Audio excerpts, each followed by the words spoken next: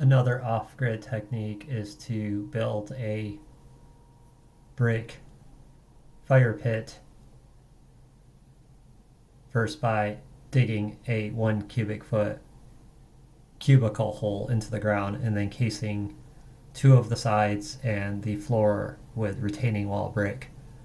So this guarantees that we have a controlled combustion and that we are preventing the propagation of flame from anywhere outside of the given volumetric zone. So now we can place our cooking vessel with water inside of it. Here I'm cooking, or actually boiling eggs.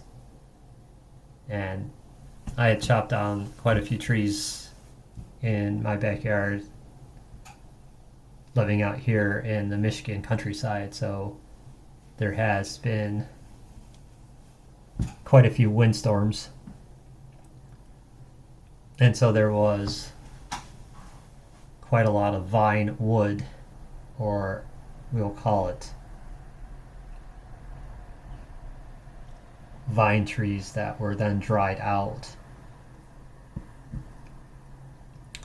So they are a relatively fibrous and dense material that provides a excellent BTU heat source, but also burning slow enough. So if we evacuate the sides of the fire pit such that the flame can draw in enough airflow, and then we have a somewhat denser and smaller stacked wood material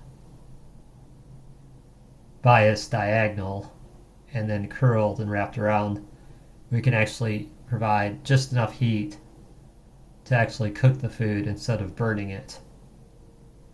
So this is actually a quick way to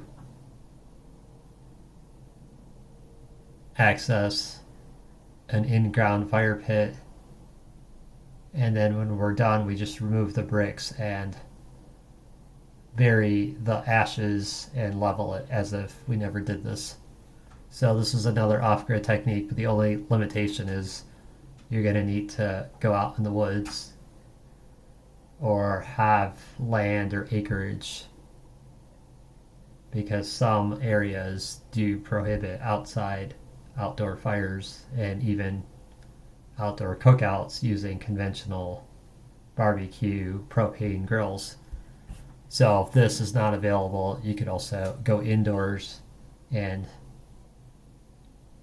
implement the tea light candle stove as well.